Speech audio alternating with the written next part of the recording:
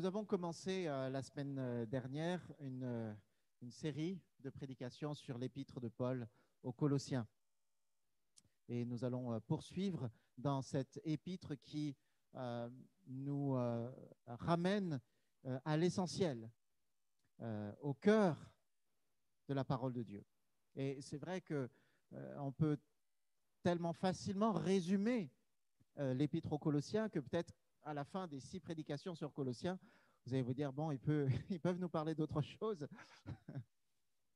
La centralité de Jésus-Christ. Le fait que le Christ est au centre de toute chose et qu'il est au-dessus de toute chose. Et ce matin, nous allons parler de notre union avec Christ.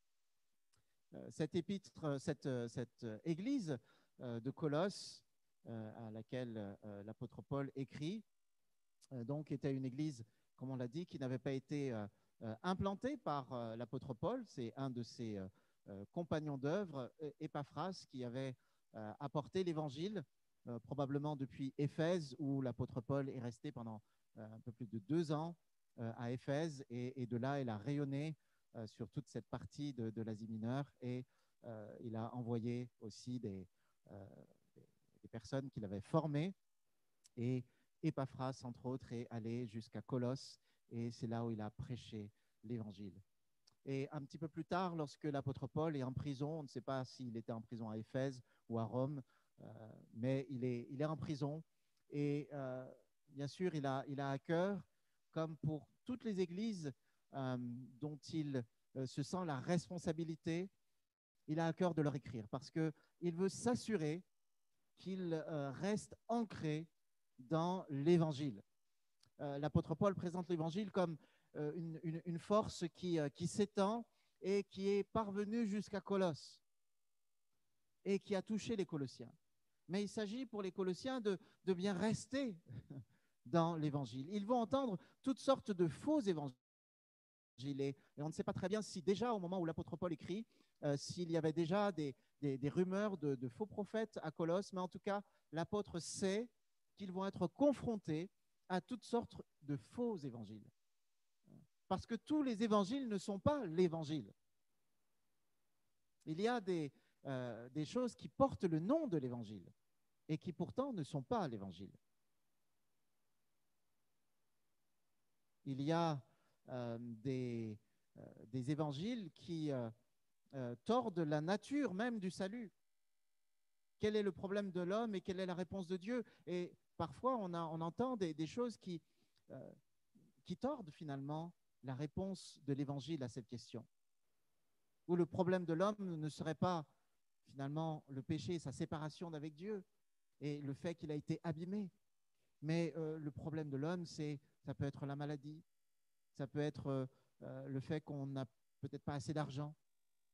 Et on nous parle d'un évangile qui va nous rendre prospères, un évangile qui va nous amener que dès que nous aurons une maladie, si nous prions avec suffisamment de foi, alors nous allons être guéris.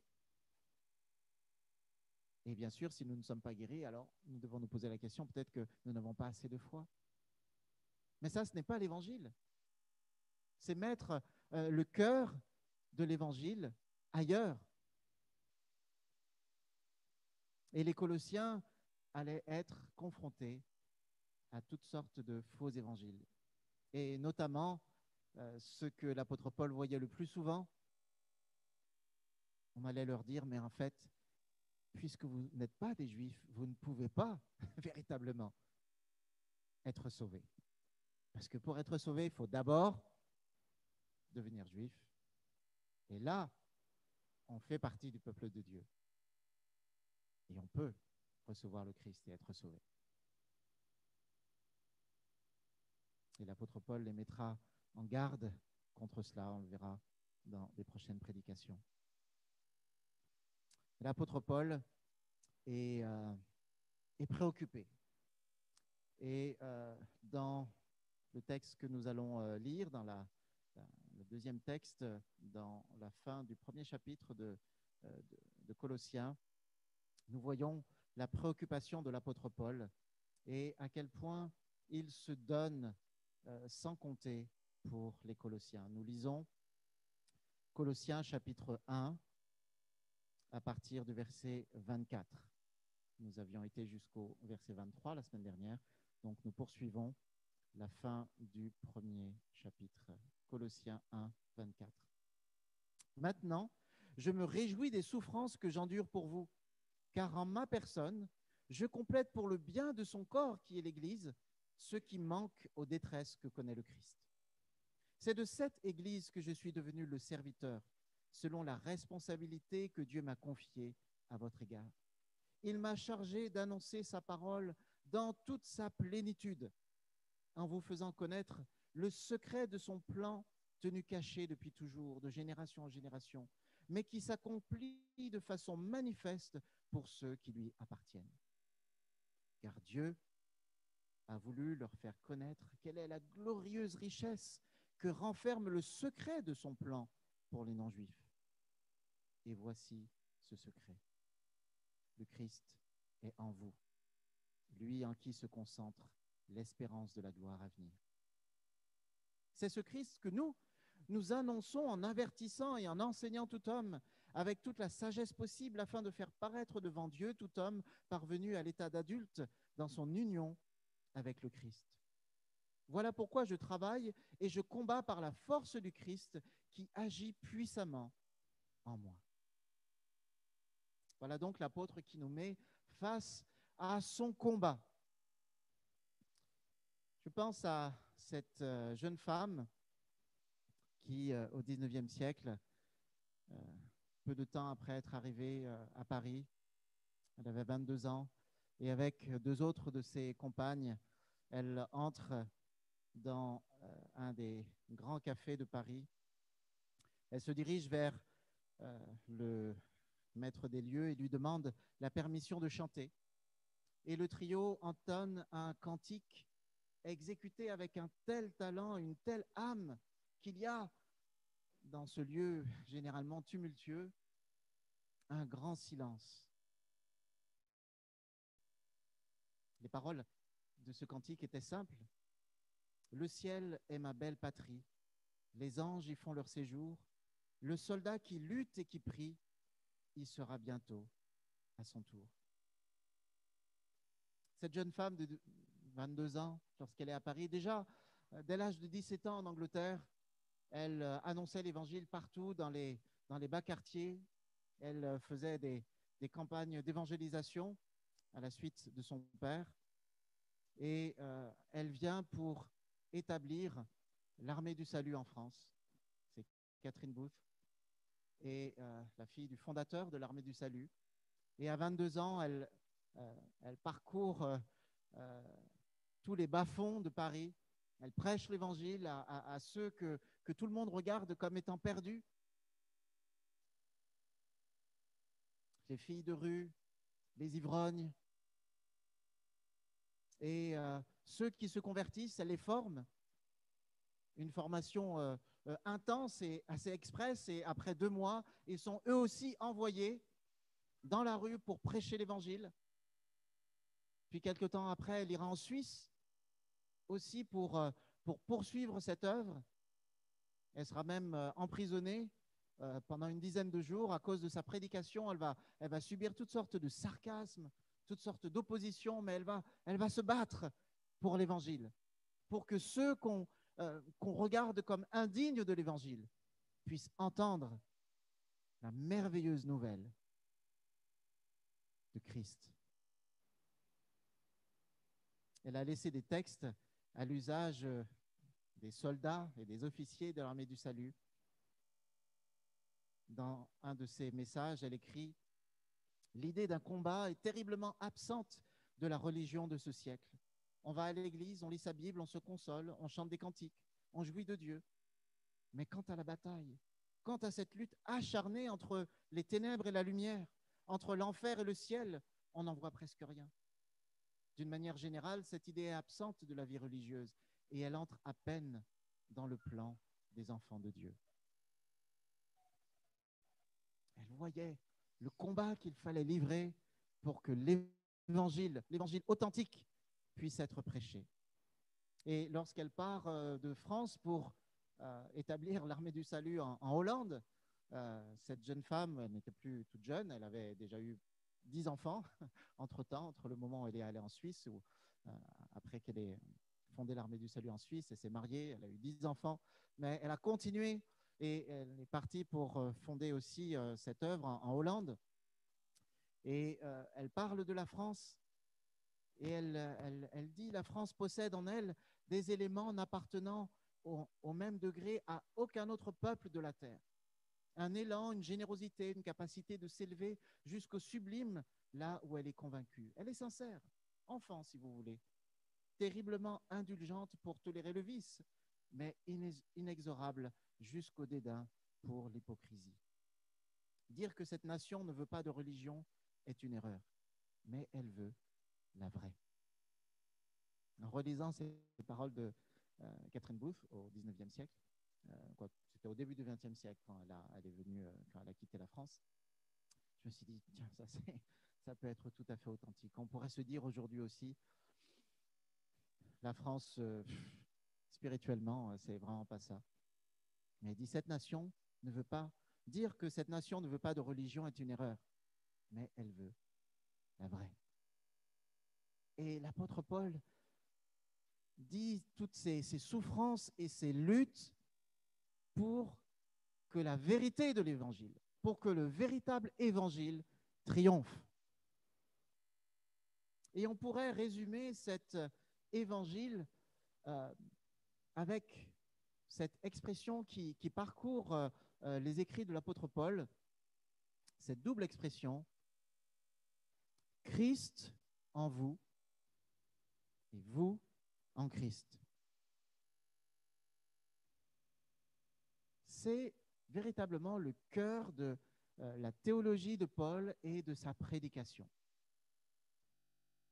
Et il leur dit, il y a ce mystère pour lequel Dieu m'a envoyé, ce mystère pour lequel je me bats, le message que j'annonce, le message que je veux faire connaître. Christ en vous, l'espérance de la gloire. Christ en vous, l'espérance de la gloire. Parce que les Colossiens avaient reçu Christ, ils pouvaient avoir l'assurance pleine et entière qu'il y avait cette promesse de la gloire à venir. Parce qu'ils avaient reçu Christ, il y avait une perspective pour eux. L'apôtre Paul dira aux Corinthiens, si c'est en ce monde seulement que nous plaçons notre espérance, nous sommes les plus malheureux des hommes. Il y a une gloire à venir. Il y a quelque chose de plus haut, de plus grand auquel nous pouvons aspirer et qui nous est attesté parce que Christ est en nous. Et à ces Colossiens qui risquaient d'entendre, comme Paul l'avait constaté un peu partout, qui risquaient d'entendre, non, vous ne pouvez pas participer à toutes les promesses de Dieu parce que vous n'êtes pas de la descendance physique d'Abraham. Regardez, n'écoutez pas cela. Christ en vous, l'espérance de la gloire. Si Christ est en toi, tu n'as rien besoin d'autre. Tu n'as rien besoin de plus. Christ en vous, l'espérance de la gloire.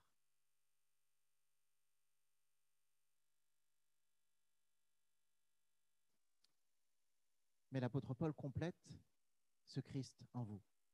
Si il se réjouit des souffrances qu'il endure pour pouvoir proclamer ce message, il dit aussi, c'est ce Christ que nous annonçons en avertissant et en enseignant tout homme avec toute la sagesse possible. Dans quel but? Pour faire paraître tout homme accompli ou parfait, selon certaines traductions disent parfait, mais c'est le sens accompli en Christ. En Christ. Oui, il y a Christ en vous et vous en Christ. Et l'apôtre Paul dit, mon but, c'est que chacun puisse être vraiment pleinement accompli en Christ. D'ailleurs, il parlera que chacun puisse atteindre la stature parfaite de Jésus-Christ.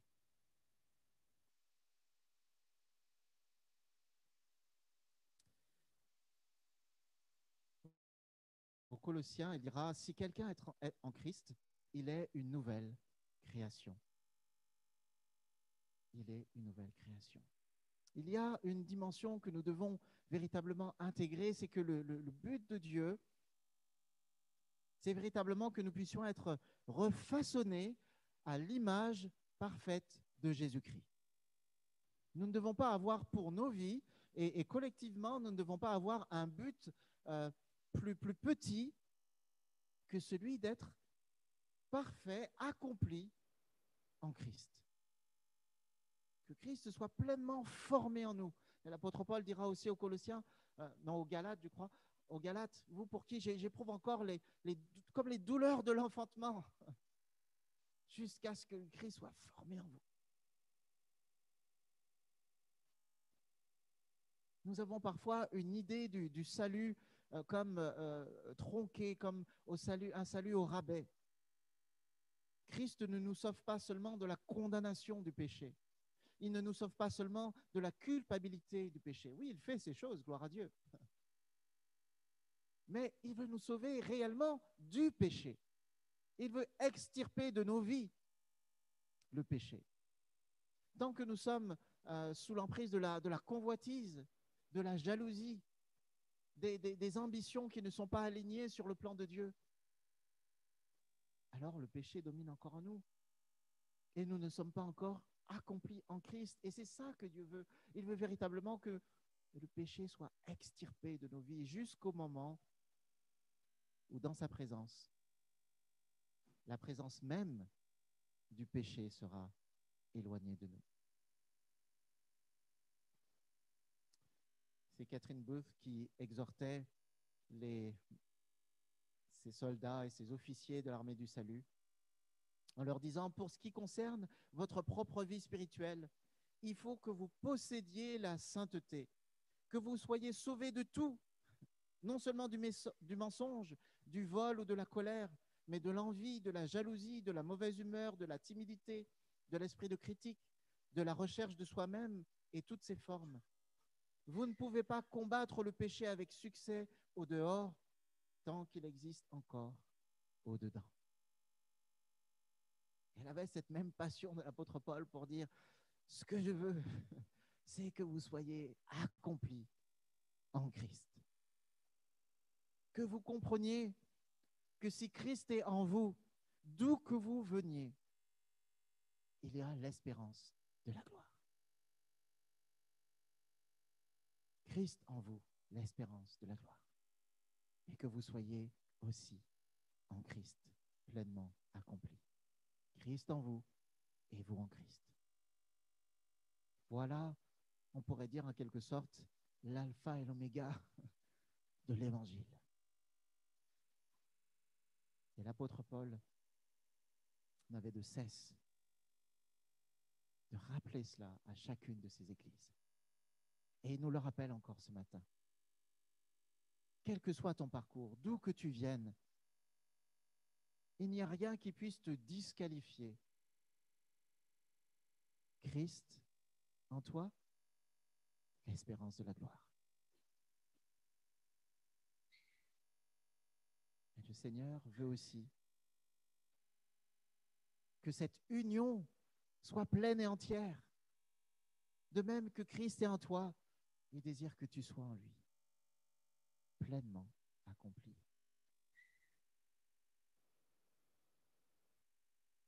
Si tu n'as pas encore, si tu n'as jamais véritablement fait ce pas, pris cette décision de donner ta vie à Jésus, la parole de Dieu nous dit, c'est aujourd'hui le jour du salut. Si vous entendez sa voix, n'endurcissez pas votre cœur. C'est aujourd'hui que le Seigneur t'invite à répondre, à lui dire oui, je veux que Christ soit en moi. Et je veux prendre ce chemin pour que je sois pleinement en Christ. Et si nous avons reçu l'Évangile, si nous connaissons le Seigneur, est-ce que véritablement nous poursuivons ce but de grandir jusqu'à être pleinement accompli en Christ? savez, parfois, en tant que chrétien, on se dit oui, mais c'est trop orgueilleux de penser qu'on pourrait, comme ça, être vraiment à la stature parfaite de Jésus. Parce qu'on le sait bien, il faut se méfier de l'orgueil. Donc, nous sommes de misérables pécheurs et bon, de toute façon, on sera toujours des pécheurs. Vous savez que le Nouveau Testament n'appelle jamais les chrétiens pécheurs. Il dit que nous étions des pécheurs et que nous sommes des saints.